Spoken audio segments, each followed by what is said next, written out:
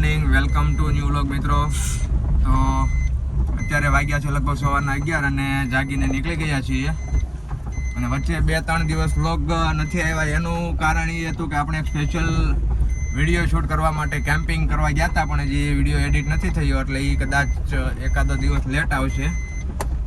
એની પહેલાં આપણા જન્માષ્ટમી છે આજે, અને જન્માષ્ટમીમાં આપણી પાસે ઓલરેડી 3 બુકિંગ છે ડીજે સાઉન્ડના.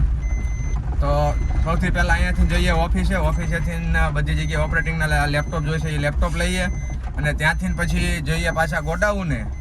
અને ગોડાઉનેથી 3 બુકિંગનો સામાન ભરીએ. એમાં 2 છે આપણે રાસ ગરબા છે, અને એક રાત્રે 11 વાગે શોભાયાત્રા છે કૃષ્ણ ભગવાનની. તો એ શોભાયાત્રા પણ કરવાની છે, અને 2 રાસ ગરબા છે.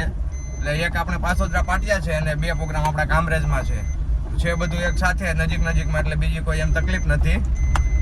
એટલે અહીંયાથી નીકળીએ, પહેલાં જઈએ ઓફિસ, અને ઓફિસથી જઈએ ગોડાઉન, ને પછી જોઈએ કે ટેમ્પો ક્યારે આવે છે. અને આવે એટલે તરત ભરવાનો છે. અને વરસાદનો માહોલ છે, એટલે વરસાદ પણ ચાલુ છે, એટલે ખાસ એ જોવાનું છે કે વરસાદ આપણને ખાલી એક સેટઅપ કરતી વખતે હેરાન ન કરે ને, એટલે પછી તકલીફ નહીં આવે. કારણ કે આપણે ઉપર પછી તો તાલપત્રી નાખી શકીએ, પણ સેટઅપ કરતી વખતે થોડુંક તકલીફવાળું થાય એવું છે. પણ જોઈએ હવે, જો વરસાદ હશે તો બી આપણે સેટઅપ તો કરવાનું જ છે, અને ના હોય તો પણ કરવાનું જ છે. એટલે વિડીયોમાં બન્યા રહેજો. તો મિત્રો, ઓફિસનું કામ મારું જે હતું, મારે લેપટોપ લેવાતાની કામ હતું આજે, એ કરી નાખ્યું. અને હવે અહીંયાથી હું જાઉં છું ગોડાઉને, અને હું અત્યારે બાઇક ઉપર જવાનું છે આપણે, કેમ કે વેચાર કેનમાં જે આપણું કામ છે એ આજે પણ વાર તહેવાર કોઈ બી વસ્તુ હોય એ ચાલુ જ હોય. એટલે ગાડી હવે અહીંયા ઓફિસ મૂકી દીધી છે. હમણાં મિત આવશે, એ વેચાર કેનું કામ પૂરું કરશે. અને મેં અત્યારે મારે માણસની જરૂર હતી, એટલે મારી સાથે મારો ફ્રેન્ડ વિશાલને બોલાવ્યો છે. અમે બંને જઈએ હવે પહેલાં અહીંયાથી ગોડાઉને, ત્યાં થોડુંક સામાન એવું કાઢીએ. ત્યાં ટેમ્પો એક આપણા બીજા ગોડાઉને ભરવા ગયો છે, ત્યાંથી આવી જા. તો મિત્રો, અત્યારે ગોડાઉને તો આવી ગયા, પણ હવે આપણું જે બીજા ગોડાઉનેથી ટેમ્પો ભરવા ગયો છે, એ ત્યાંથી ભરીને આવે એટલે પછી અહીંયાથી લગભગ આ બધો જે નવરાત્રિમાં આપણે લઈ ગયા હતા એ સામાન બધો લઈ જવાનો છે, અને અલગ અલગ સેટઅપ કરવાના છે. 2 જગ્યાએ બેઠા ડેસ્કટોપ છે, અને એક જે ત્રીજું સેટઅપ છે એ શોભાયાત્રા છે રાત્રે. એટલે એ રાત્રે આપણે 11 વાગ્યા પછી ચાલુ કરવાનું છે. પણ આ જે મોટા બેઝનું સેટઅપ છે વિક્ટોરિયા ટાઉનશીપ વાળું, એ લગભગ 3-3:30 આજુબાજુ આપણે ચાલુ કરીને આપી દેવાનું છે પાર્ટીને. અને જે બીજું નાનું સેટઅપ છે એ સાંજે 7 વાગે શરૂ કરવાનું છે. તો જોઈએ હવે ટેમ્પો આવે કેટલી વારમાં આવે છે. આવે પછી બધો સામાન ભરીએ. જોકે ઓલમોસ્ટ સામાન તો બધો તૈયાર કરી નાખ્યો છે, એટલે ટેમ્પાની વાત છે. આવે પછી સામાન ભરીએ. તો અત્યારે લગભગ 1 કલાકના વેઇટ બાદ ટેમ્પો આવ્યો છે. આપણે કાયમી છે રાધેભાઈ જ આવેલા છે, એટલે હવે તાલપત્રીમાં અંદર પાણી ભર્યું છે, એટલે પહેલાં પાણી બધું બહાર કાઢવું પડશે. અને આ જે મોટા બેજ છે આપણા નવા, એ અહીંયા નીચે ઉતારવાના છે, અને બીજો સામાન અહીંયાથી ચડાવવાનો છે પાછો. તો ગાડી લોડ થાય છે અત્યારે. એક ગાડી 3 પ્રોગ્રામનો સામાન ફૂલ ભરવાનો છે. ટેમ્પો આખો ફૂલ ભરાઈ જવાનો છે આજે. છેલ્લે આ ફાળકો ખોલવાની જરૂર પડશે એવું લાગે છે મને. જોઈએ હવે કેમ કરીએ. અને વરસાદે બહાર એમ ચાલુ થઈ ગયો પૂરું. લગભગ ટેમ્પો ભરાઈ ગયો છે ને તાલપત્રી લાગી ગઈ. હવે એક ખાલી જનરેટર લેવા જવાનું છે. જનરેટર આવી જાય એટલે અહીંયા મૂકીને પછી સીધા અહીંયાથી પાસોદરા વિક્ટોરિયા ટાઉનશીપ. અત્યારે વરસાદ આમ ગણીએ તો બંધ જેવું થઈ ગયું છે, ક્યારેક આવે છે. અને આપણે રાધેભાઈ ટેમ્પો હાકે, હું ને ક્રિશભાઈ ટેમ્પામાં છીએ. ધીરજને ગયા છે બાઇક લઈને આગળ. મિત્રો, આપણે જે પહેલું સેટઅપ પાસોદરા વાળું હતું વિક્ટોરિયા, એ વિક્ટોરિયા ટાઉનશીપમાં સેટઅપ લાગી ગયું છે, પણ વરસાદ હતો એટલે શૂટ કરવાનું રહી ગયું હતું, ભૂલાઈ ગયું. અને હવે જઈએ છીએ રાજેશ્વરીમાં.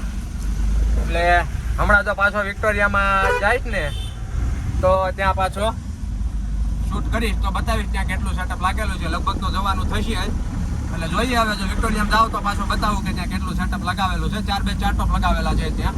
અને અહીંયા હવે રાજેશ્વરીમાં 2 ટોપ લગાવવાના છે, અને 2 ટોપ સાંજે વરઘોડો છે. વરઘોડો મતલબ શોભાયાત્રા છે એમ. એટલે હવે જો વિક્ટોરિયામાં જઈશ તો એ સેટઅપ બતાવીશ, એટલે વિડીયોમાં લાસ્ટ સુધી બન્યા રહેજો અને વિડીયોને છેલ્લે સુધી જોજો. તો અહીંયા રાજેશ્વરીમાં બી એક સેટઅપ થઈ ગયું છે મિત્રો. આગળ તમે જોયું એ પ્રમાણે એટલે લગભગ ઓલમોસ્ટ થઈ ગયા. હવે જે સાંજની શોભાયાત્રા છે એ રાત્રે સેટઅપ કરવાનું છે અને આ એક્ઝેક્ટ આપણા ઘરની સામેની શેરીમાં છે એટલે વિડીયોમાં એટલે સાંજે જોઈએ હવે કેવી જન્માષ્ટમીની સેલિબ્રેશન થાય છે. મિત્રો અત્યારે આપણી શેરીની મટકી બંધાય છે, એક આગળ બંધાઈ ગઈ છે અને હવે એક બાંધે છે. આપણું ડીજે પણ આ શેરીમાં છે અને મટકી જન્માષ્ટમી પણ શેરીમાં જ ઉજવવાની છે. તો આ મટકી હવે આપણે ફોડવાની છે, તો કઈ રીતે ફોડીએ છીએ એ જોજો વિડીયોમાં, લાસ્ટ સુધી બન્યા રહેશે. ચાલો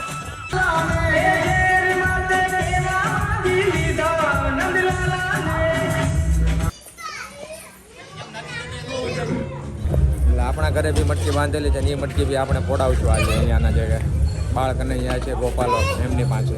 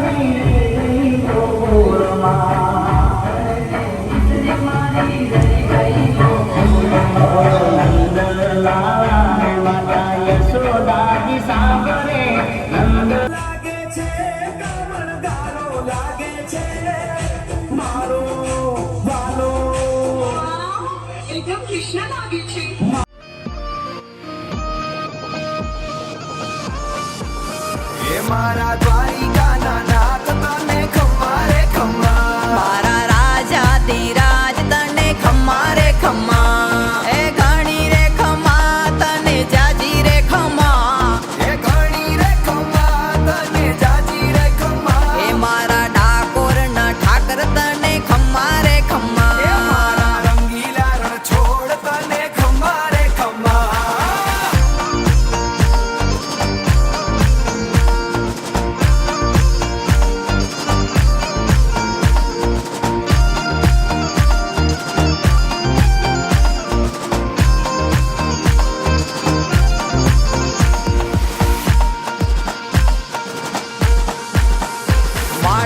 જંતીને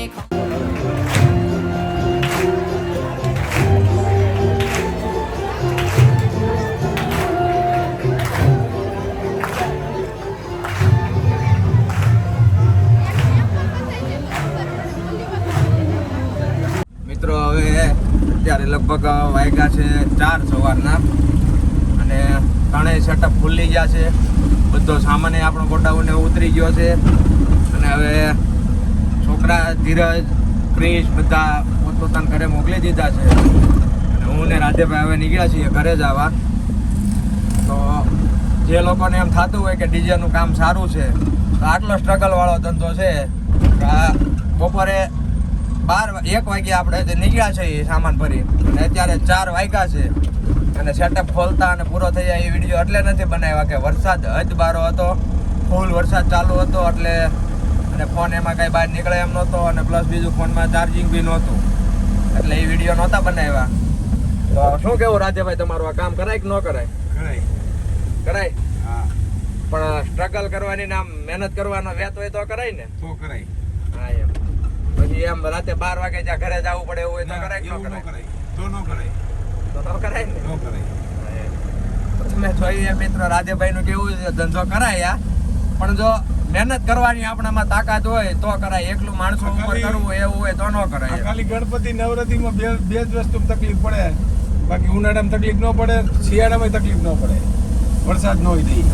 ઉનાળામાં શિયાળા રાધેભાઈ કેવું એવું છે, ઉનાળામાં શિયાળામાં તકલીફ ન પડે એની વાત સાચી છે.